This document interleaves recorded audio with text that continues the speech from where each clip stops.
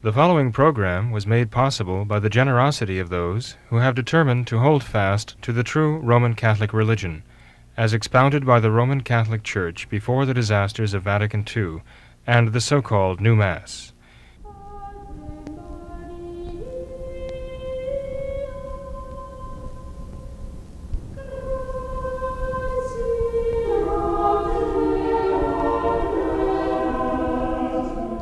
Hello and welcome to What Catholics Believe. I'm your host, Thomas Nagley, and with me tonight is Father William Jenkins from the Society of St. Pius V and pastor of Immaculate Conception Church in Norwood, Ohio. Hello, Father. Hello, Tom. How are you? Good, Father. Good to see you. Thanks for being here tonight. That's very true. Thank you. Yeah, staying busy, keeping on top of all of the emails that we received and all the current events. No, you're a better man than I. We're getting quite a few, and I appreciate people sending in questions. In fact, I apologize for those we haven't gotten to yet, but we intend to, well, God willing, live long enough to respond. We're not ignoring anyone, that's for sure. That's the plan anyway. We've got a whole slate of topics tonight. But before we begin, Father, I believe that you would like to mention about this upcoming rosary procession that we have here for Our Lady of Fatima. Well, it's for the centenary of the miracle of the Sun, apparition of Our Lady at Fatima. This is her 6th apparition at Fatima in 1917. And Our Lady crowned that apparition with the promised miracle of the Sun. And we are going to have a candlelight rosary procession following a solemn Mass at Immaculate Conception Church that evening. The solemn Mass on October 13th, which is a Friday this year, will begin at 5 o'clock, and 5 o'clock in the afternoon, in the evening if you want. And then an hour and a half later at 6:30, we'll begin the candlelight rosary procession. We'll pray 15 decades of the rosary, the 15 traditional decades of the rosary, outside as we walk around residential Norwood here. And it should be very beautiful. We'll carry on the bier a statue of Our Lady of Fatima. And afterwards, when we return to the church, finish the rosary, and have benediction of the Blessed Sacrament, there'll be refreshments served for those who braved the rigors of the evening, and also perhaps even setting up some sky lanterns. So those are very beautiful, as you know, and kind of reminiscent of Our Lady's appearance there in a certain way. So in any case, it should be a beautiful evening, a very powerful evening, all offered to God in honor of the Sacred Heart of Jesus and the Immaculate Heart of Mary, and reconsecrating ourselves to Our Lady's Immaculate Heart, even as Our Lady said we must do at Fatima. So that's our intention. That's October 13th, Friday, beginning at 5 o'clock with the solemn Mass and the rosary procession at 6:30. And Father, there are costs associated with this procession that we could use donations for? There will be a certain local police presence to maintain safety. We'll be crossing some streets and so on. So Norwood's finest will be represented there. And who knows, they might be joining us in praying the rosary, I hope. And there are costs for them also, of course. And there are other costs as well associated with the rosary procession. So any donations to that effect would be much appreciated. But the most important contribution anybody can make is being there and praying, praying the rosary. Definitely. Couldn't agree more. Father, I would like to read a very nice email that we recently received, speaking of praying the rosary here.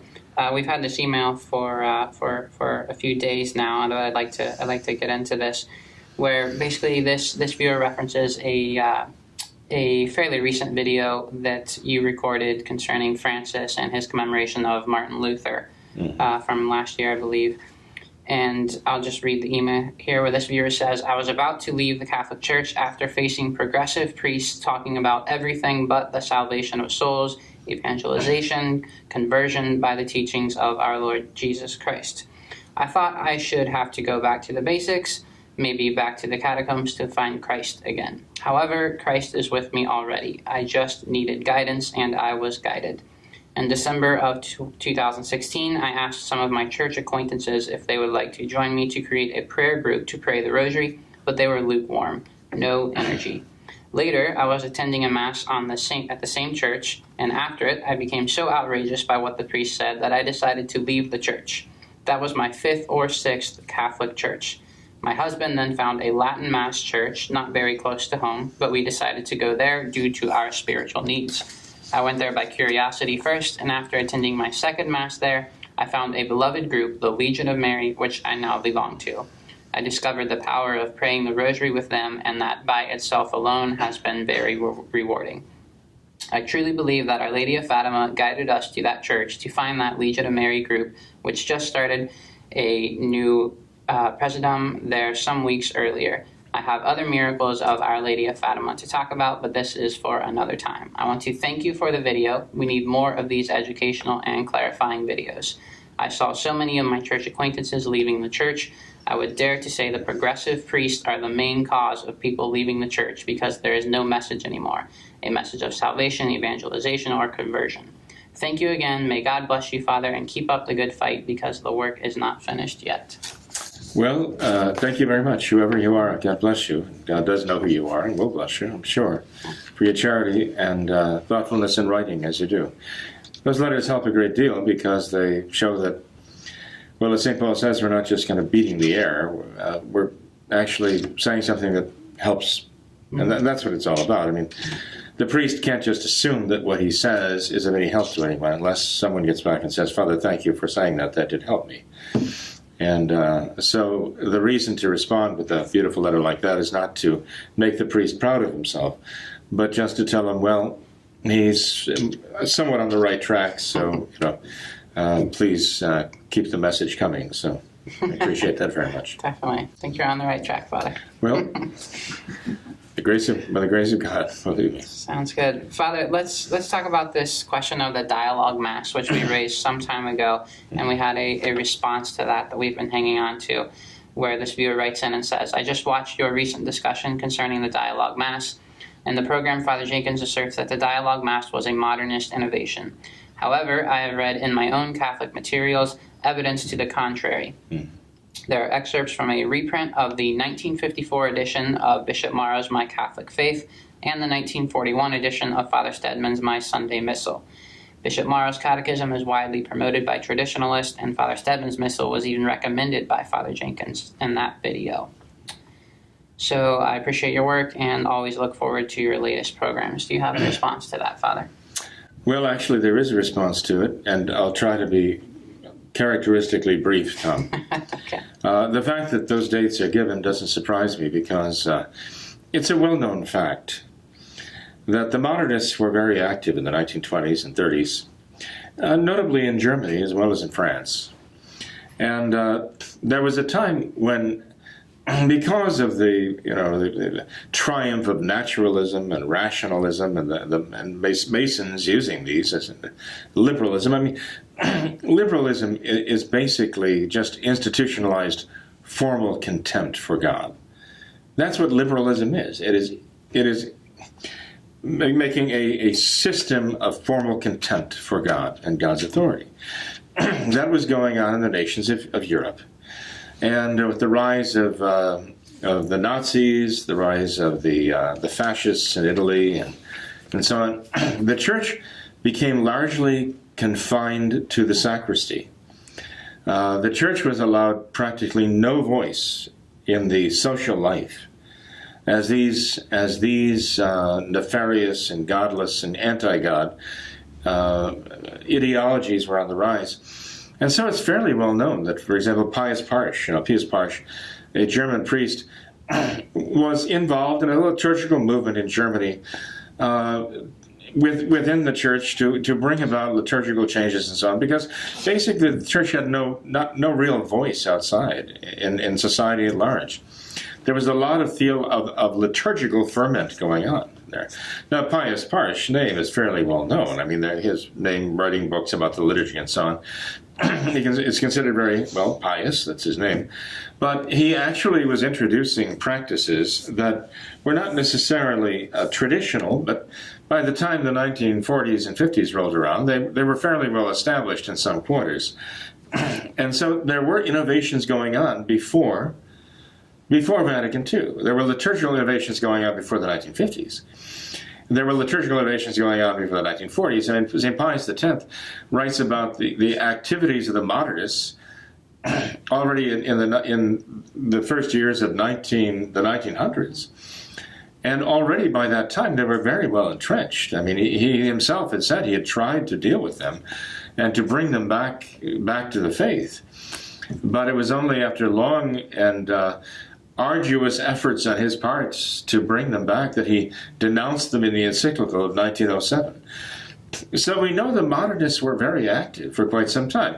We know that from the time of Dom Guéranger with the liturgical movement, the modernists were working away to try to subvert and pervert that liturgical movement. And they're still invoking this idea of active participation. The modernists will even cite the encyclical or Trale Sollicitudine of St. Pius X, his motu proprio, I believe it was, about liturgical music and how worldly it had become by the time he wrote about it in the early 1900s and the opening decade of the 1900s. And they try to make it sound as though they're just kind of the current expression of that idea of Pope Pius X. They're not. They're exactly the opposite. St. Pius X condemned them as being exactly the opposite. So it takes a lot of nerve on their part to say we are just the logical, necessary continuation of what St. Pius X started back then. He would probably take them by the lapels and give them a good shaking for that one.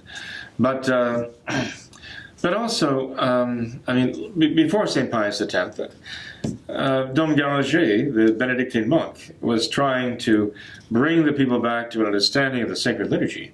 But he wasn't going to change the liturgy to suit the people. He was trying to awaken in the people an understanding of the liturgy. He was trying to instruct them on the beauty and the glory of the traditional liturgy. So again, what the modernists do is they tell a bald-faced lie.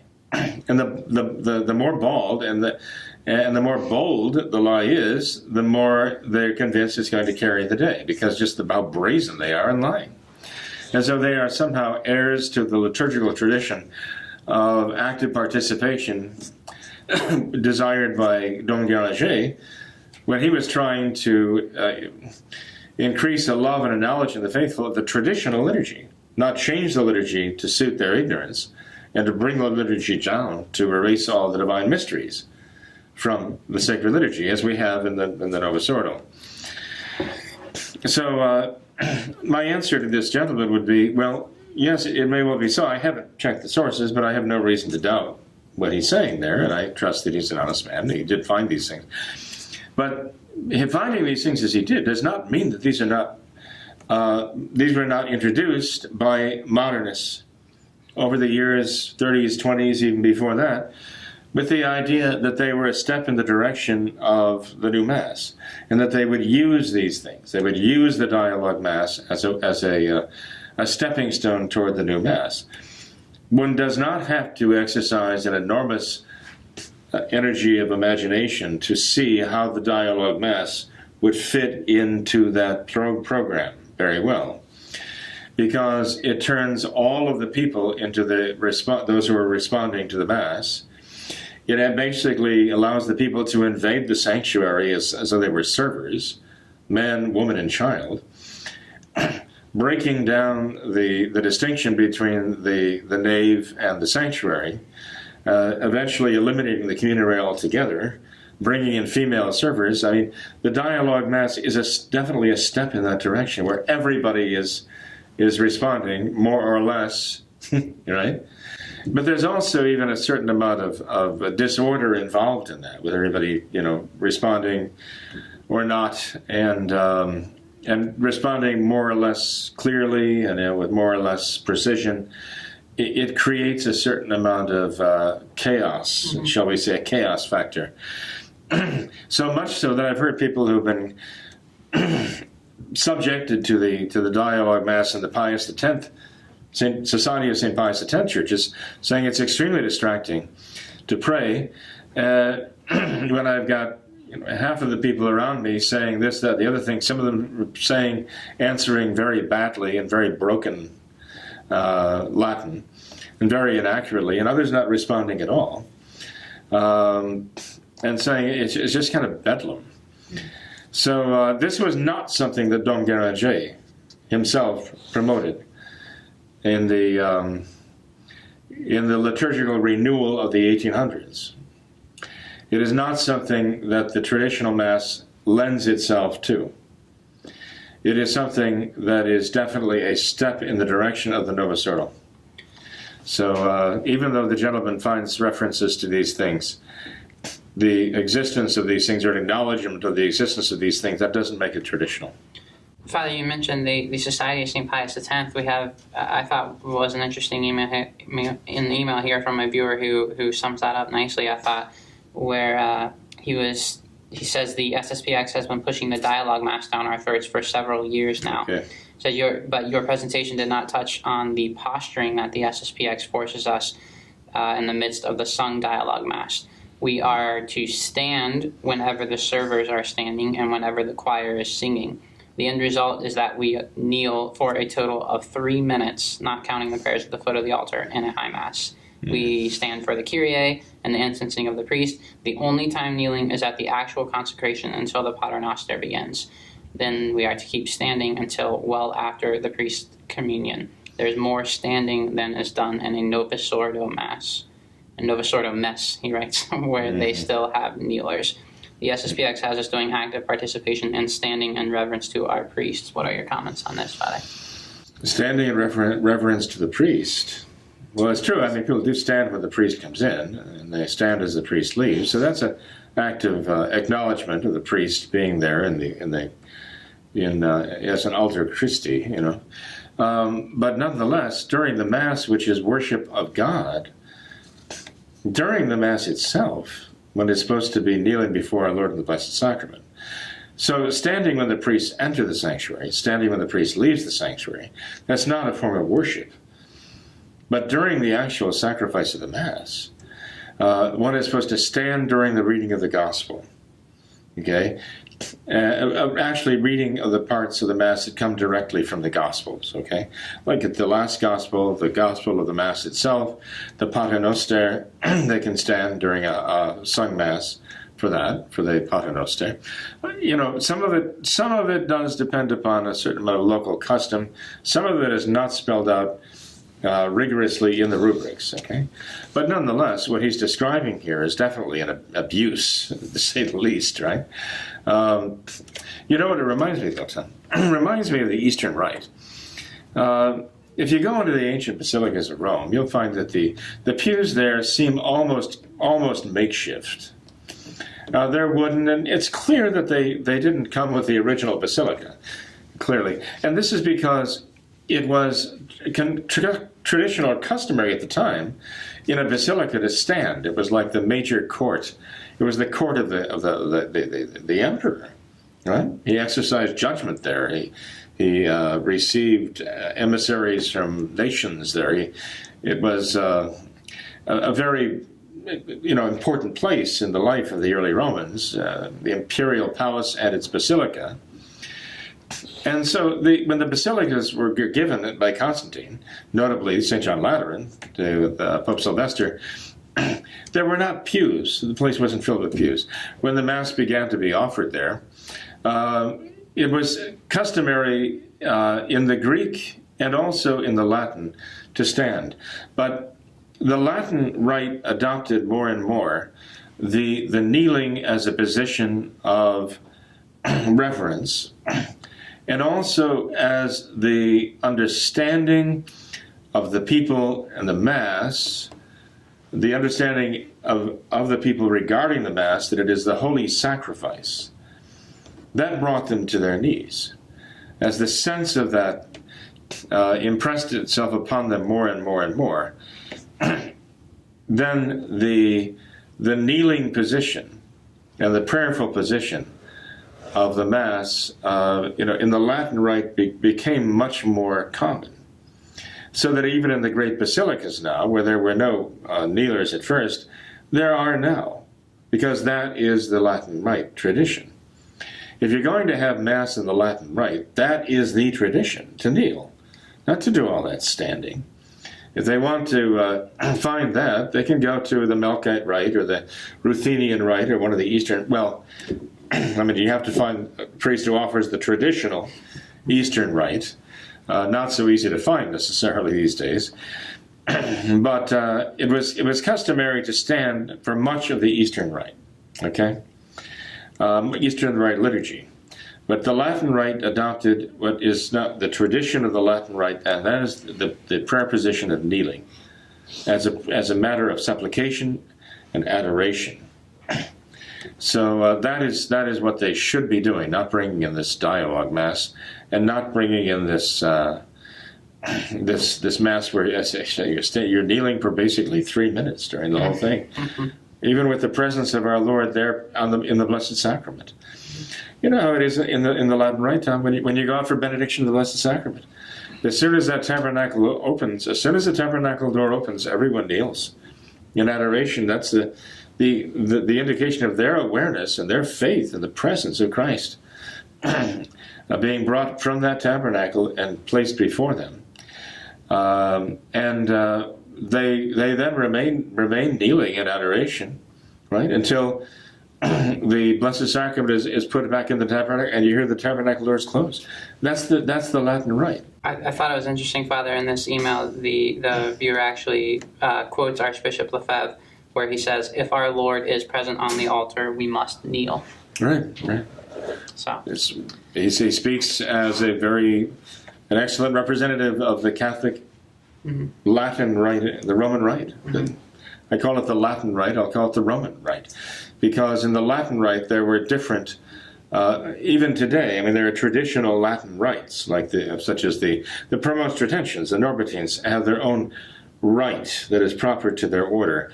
The Dominicans have their own rite that is proper to their order, and the Benedictines in their own Latin. Okay, so the Latin Rite encompasses all of these Latin rites of Mass, but they all have in common is the canon of the Mass, the standard canon of the Mass, that they all follow the same. Okay, there are different practices here and there for each of the religious orders that are very traditional, going back before Quo Primum of St. Pius V in 1570, which St. Pius V said in Quo Primum had to be maintained. They could not be given up because they were traditional. So within the Latin Rite, I mean, you have different rites for multiple different orders, religious orders, or the Sarum Rite, and so on and so forth. But they all have in common, obviously, the theology of the Mass as the holy sacrifice, the unbloody sacrifice of Christ on Calvary. And they all share in common what Archbishop Lefebvre says here, that sense of the reverence of kneeling before the Blessed Sacrament. God forbid that the Society of St. Pius X should be getting people away from that tradition of the Roman Rite. Father, we've been talking a lot tonight about standing and for reverence toward the priest. Yeah. That sounds like modernism to me. Yeah, I'm sorry, but that's not. Anyway, I'm sorry. Okay. It even hurts to hear that. That we'll, rather than show the reverence to our Lord in the Blessed Sacrament, we're going to show reverence to the priest by standing during the Mass, even when Christ is present on the altar. Father, with all this talk of standing and kneeling, though, it seems that's kind of going around the whole world right now with all of the chaos that's happening in the NFL and where the players are taking a knee during the national anthem or whatever it may be, and now that's even spreading to other sports now, where there's been Major League Baseball players who have started to do this, and with President Trump's comments, it seems that this is going to be a more widespread phenomenon that's going on. So would you have any comments on that, Father? Well, as I mentioned on Sunday, Tom, it's just a complete breakdown of respect. It's a complete breakdown of respect for anything sacred, anything dignified, anything that we should love. This Antifa, which is nothing but a bunch of Marxist rabble-rousing revolutionaries, and we're letting them just run wild, it seems. At least the liberals want them to run wild and do their bidding. But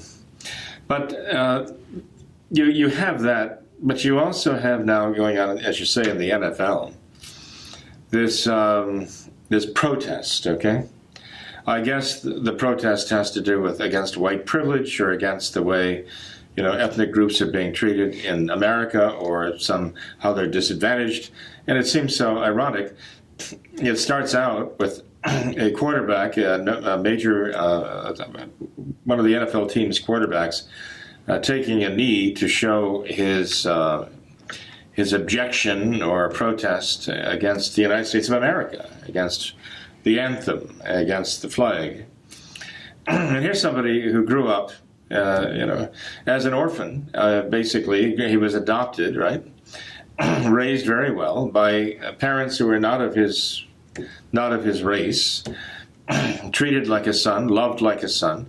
Obviously given all of the advantages, made it to the National Football League, is making hundreds of thousands of dollars, probably hundreds of thousands of dollars a game, okay?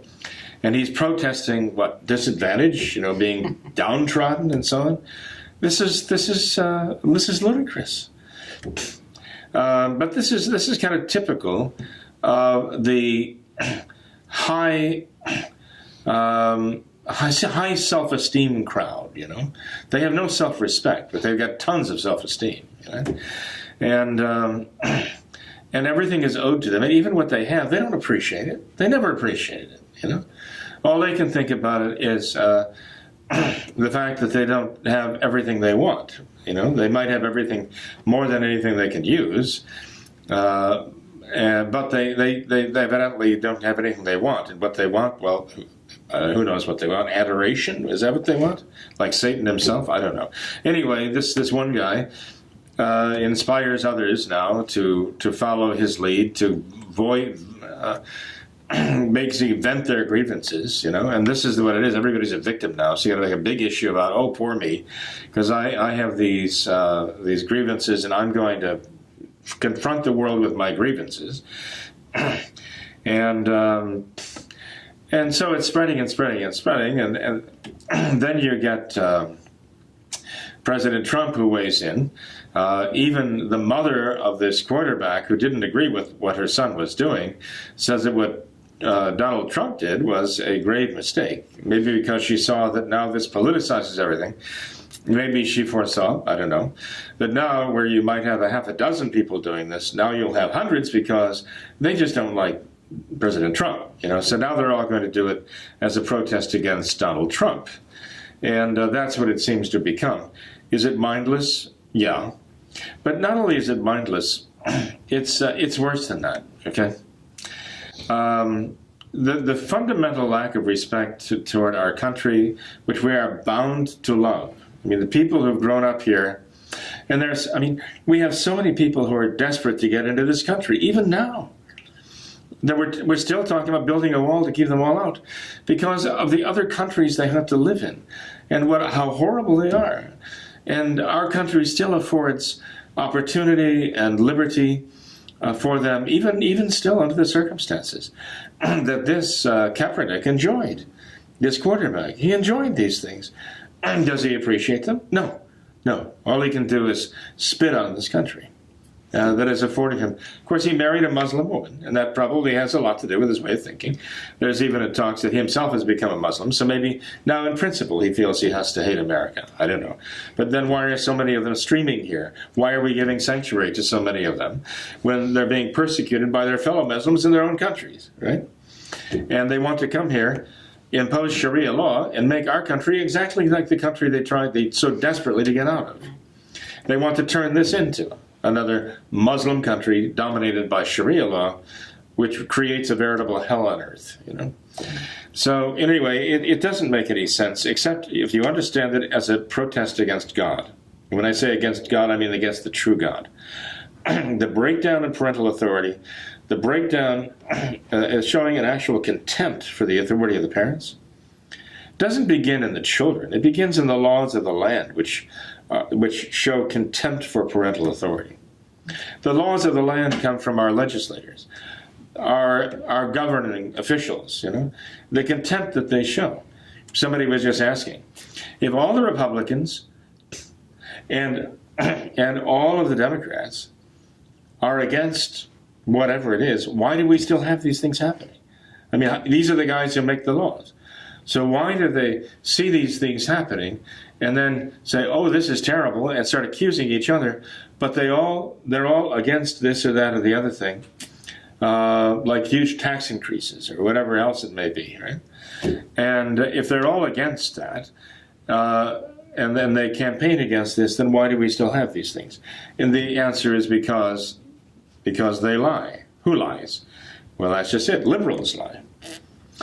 And they start with a formal contempt for the authority of God. That's what liberalism is. Abortion, homosexual marriage, all of that is the result of a formal contempt for the authority of Almighty God that is at the very heart of liberalism. And when you have that fundamental disrespect toward God, which I call formal contempt, which is a mortal sin, for the authority of God, then you're going to have the erosion of respect for anything that is of God. Anything. And you're going to wind up having this with NFL. You know what the commissioner of the NFL said, the National Football League? When Donald Trump objected to what these players were doing, the commissioner of the NFL has the nerve to stand up and say, President Trump is showing disrespect for the NFL. Now he's got these players here who are showing such contempt and disrespect for the country, for the flag, for the anthem, and so on, and for the American people. They're showing such contempt for that. But that's not the problem. The problem is now Donald Trump is showing disrespect for the National Football League. Because it's like a religion to so many people. This is crazy. That anybody would even take that seriously. You'd think the man would be embarrassed to say something like that, but he doesn't have to be, because there are people who say, oh yeah, that's disrespectful to the National Football League. Yeah. This is ridiculous. Hey, look at the top. Tim Tebow takes a knee, right? He goes down on a knee to thank God for say something he did right. He gives credit to God for something that's right. What do? What do the critics do? What does the media do? They slam him. They bash him. How dare he pollute, our television screen, our sport with his faith, right? Okay? A coach or a team on the high school level wants to start a game with a prayer. What happens? What happens? Immediately the ACU steps in, right? And warns that coach, you are in contempt. You are in really serious hot water here. I mean, even a matter of civil rights issues, okay? I mean, there could be criminal prosecutions over these things, right? But let these clowns here, right? I'm sorry, but they're acting like killer clowns. I'm sorry. But this is what they're doing, making spectacles of themselves, airing their grievances and their personal gripes, and actually their, I think their vices myself, of pride and arrogance and contempt. And everybody has to worship and bow before them and acknowledge their right to do this as a sacred God-given right. No. A sacred right given by the NFL. Now, so that if anybody questions it, they're being disrespectful to the National Football League. Now, we have to remember about this professional sports business. I like sports very much, okay? I enjoy sport. I like any kind of sport, okay? I really would love to play sports, even at my age. I mean, they'd give me a chance, but they think I'm too old and fragile, I guess, just to get out and throw the football around or whatever, But college football, high school, even these little Tykes leagues, that's all healthy stuff, I think, because, the Catholic Church has always recognized that physically we need sport. Sport is a good thing. It's part of our education. It is not an evil. It can be abused, no doubt about it. And yes, parents can give very bad example and attack referees at their 8-year-old kids, little baseball game, right? Yes, I realize that this can bring the worst out of a person, but in itself, it's a good thing. But you get into professional sports, and then you get into this kind of strange no man's land, where you get so much hype, so much money involved, so much bravado, and so much arrogance and almost divinizing these players as though they were something superhuman, like on Mount Olympus, you know. You're supposed to be promoting fan loyalty for your local team. The fans are supposed to be intensely loyal, even if the team is racking up a 16 loss record, right? Even if they have a perfect record of 0-16, the fans are still supposed to be intensely loyal, okay? Meanwhile, they're trading players. These teams are trading players around, and the players are going from one to another. They're looking for a big paycheck. The players don't show loyalty to the team. The players don't necessarily even show loyalty to the fans, right? The loyalty is always supposed to be one way. It's the paycheck that these big name players are looking for. And in the course of their careers, so-called, playing this game for our entertainment, they may play for 3 or 4 or 5 different teams looking for big payouts, okay? And they'll play against the team they played for the year before and really try to beat them. There's no loyalty there. The loyalty is to the money, the bottom line, their bank accounts. That's what their loyalty is to. The fans are supposed to be intensely loyal. There's something intrinsically wrong with this whole scenario, I think, of these professional sportsters and what has been made of this by the media. If you took one Sunday's worth of the National Football League, I guess we should all bow our heads when we say that.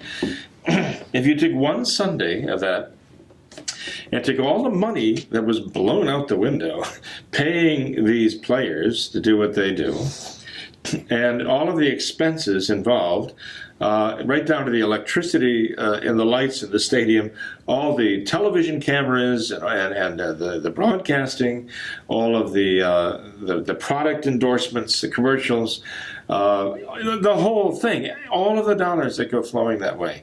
We're talking about hundreds of millions of dollars every single Sunday. And if you just took those dollars for just one Sunday and you applied them to something really good, I mean, something really good. Getting clean water to, the villages in Africa where the children are being infected by these fireworms from the parasitic worms from the contaminated water they're drinking.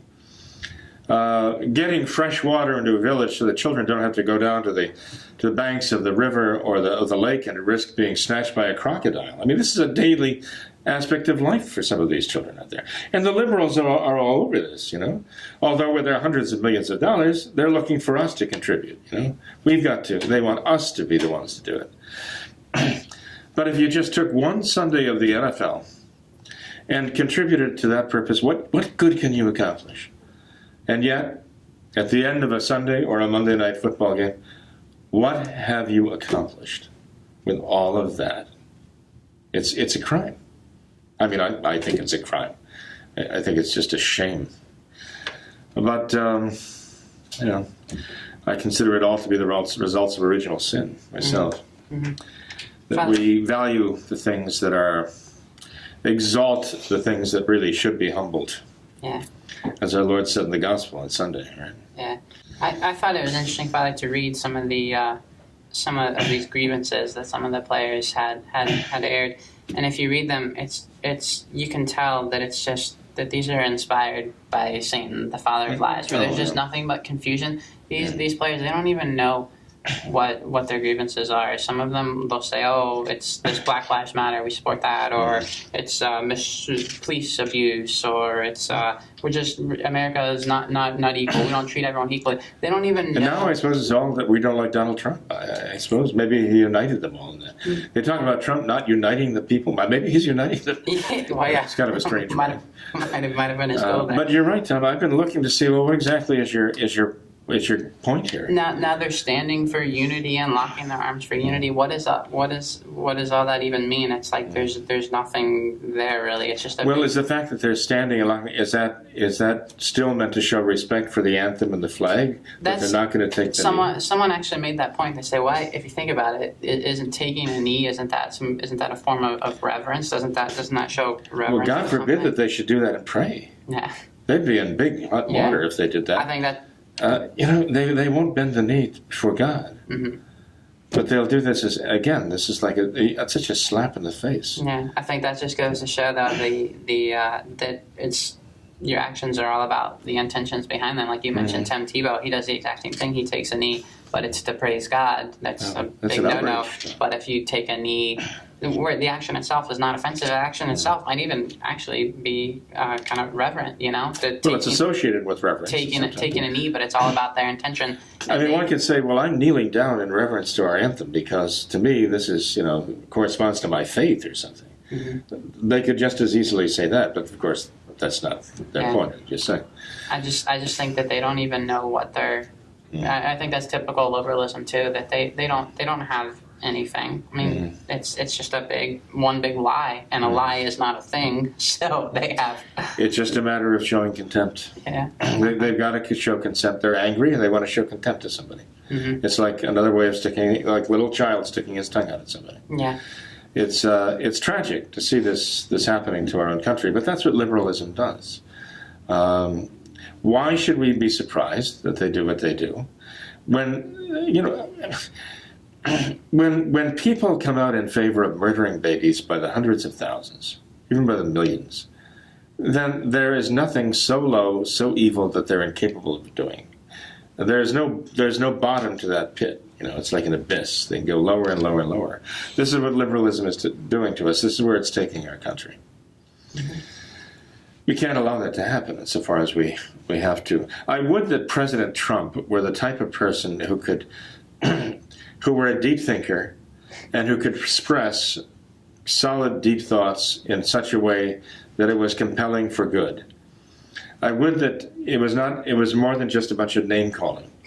I would that he were able, when he takes a position that I think is the right position in itself, to take it for the right reasons and articulate those reasons in such a way that good people everywhere who have common sense and believe in truth and goodness and rectitude and justice, right, and respect, that it would hearken to something would resonate in their hearts and their souls, and that he could bring the best out of them, that he could rally them for what is really right and good. And but unfortunately, he's not that man. Certainly not that man yet. And that's why I say we definitely need to pray for him. Mm-hmm. He gets things right, but unfortunately, even when he gets things right, he has a very, very hard time really articulating the principles why this is the right thing. Yeah. And often people think he's just basically a brawler who's looking for a fight. But again, as I say, we need to pray. We need to pray for him. Yeah. Anyway, I know time's a wasting here, but I think it would be making a mistake if we didn't mention this Correctio that was sent to Francis in the Vatican. Another man we need to pray for? By 62, yeah, definitely. By 62, well, if some reports said theologians, they weren't theologians. Some said 62 scholars, but they're not, yeah, I guess you could call them scholars, I suppose. But there are 62 signers to this original correction that was sent to Francis in the Vatican. I understand it actually was sent in August, and it's just basically reached the light of day in the last few days now. And this is sort of a follow-up on the dubia that 4 cardinals brought to Francis about his Amoris Laetitia. And it's an interesting document in that it challenges him. The very title of this document is interesting. Correctio Filialis de Heresibus Propagatis. That's pretty stiff language there. This is a filial correction concerning heresies that have been propagated. And the point is that in his Amoris Laetitia, Francis has actually propagated heresies. And in this 25-page document, they are setting about to show the justice of their correction, that they are correcting him for what they consider to be propagated and obviously continuing propagating heresies. And what I find interesting is when they close this 25 pages of actually, it's not really a protest, it's a correction that they're issuing, okay? By one whom they say is the Roman Pontiff, the Vicar of Christ on earth. They're correcting him, giving him a filial correction. They end by professing their loyalty, this is what the summary says at the end, to the Holy Roman Church. They assure him of their prayers, and they ask for his apostolic blessing. So they're still recognizing his papal authority, even though they are, even in the process of doing this, saying that you're propagating heresy. Okay? What I find interesting is what the Rorate Caeli website has to say about this. And by the way, much more can and should be said about this now, but this is the subject of another program entirely. So we're probably going to have to save this. I just think it would be a mistake to let this go unmentioned at this point. That Rorate Caeli has a note here. Rorate Caeli website, most of the people who watch this program will probably be aware of it, okay? Notes this: there will be many Catholics, even traditionalists, whose first defeatist reaction will be to belittle this effort, this Correctio. But the wise, the learned in history will understand that this is just the first part, the first piece of the puzzle, that's in italics, by the way, with next steps still to come in a long and extended process. Now that statement is pretty interesting. The reason why this is interesting is because he says this correction is the beginning of a process. What is he expecting? He's evidently not expecting Francis to accept this correction. Otherwise, the process would be quasi-completed. If Francis were to go back and amend Amoris Laetitia, rewrite it or withdraw it, okay, then they could say, okay, well, our Correctio achieved its purpose. Francis acknowledged the rightness of our actions and the correctness of our indictments, right, of his writing. And so, you know, this wouldn't necessarily be the beginning of a long and extended process. What he seems to imply is he doesn't expect Francis to respond favorably to this, if he responds at all. And that's why he says, continuing, this first step is an initiative of a theological nature that will likely lead, God willing, to an initiative of a canonical nature from those who have the mandate to act. Now, there's a lot implied in that he's saying, God willing, and it sounds like this is where he wants it to go. This is just the first step, he says, initiative which is now theological, on the theological level, you know. He wants it to go to a canonical level where there are actually consequences, canonical consequences, even for Francis. For those who have a mandate to act on the charge of heresy. So what he's implying here is really amazing, coming from, I think, this particular website. Now, don't get me wrong. I'm not saying, wow, these people are on the right track and everything's hunky-dory and, you know, this is the way to go and so on. I'm not saying that there are not problems with the whole idea here. I do that. I see. But I welcome what they've done here. I mean, there are people here who come out of their so-called comfort zone now to take a stand publicly and to accuse someone they regard as the Roman Pontiff. And they say there are historical precedents for this, in actually accusing him of propagating heresy and correcting him and wanting him to respond by correcting what he himself is saying and doing, too. And the fact that they're saying this is just the first step now, which will ultimately, or should ultimately, end in a canonical process for those who have the mandate to act on this. Well, that's interesting, because I haven't heard any of them talking like that. I have heard none of them talking like that in all this time. It shows like the reality of this is beginning to set in. The gravity of the situation with Francis is beginning to set in. There's a very, very interesting comment here, rather lengthy commentary by Dr. Drelewski. Dr. Drelewski, in his site Christ or Chaos, writes a correction, in parentheses, that damns Ratzinger just as much as Bergolio. And he explains this, and I think he explains it very well, in his website, Christ or Chaos. So anyway, if anybody wants to know more about this developing, the curious thing is, perhaps the most curious thing of all of this is, that one of the original signers of this, Correctio, is Bishop Bernard Paulet of the Society of St. Pius X. The very bishop, leader of the Society of St. Pius X, who's trying to bring the Society of St. Pius X into communion with Francis. Isn't that peculiar?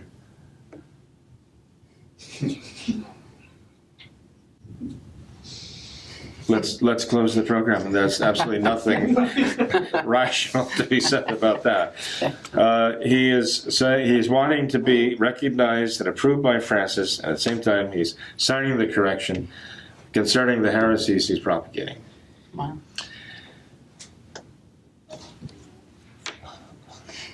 Thanks for being here tonight, Father. Time to say goodnight. Yeah. God bless you, Tom. Thank you, Father. All of our listeners too. Yeah. No problem. Thanks to all of our viewers as well for watching this episode of What Catholics Believe. Until next time, we ask that you all remember the words of Our Lady of Fatima, to consecrate yourselves and your families to the Immaculate Heart of Mary, and to pray and do penance. Thank you, and God bless you.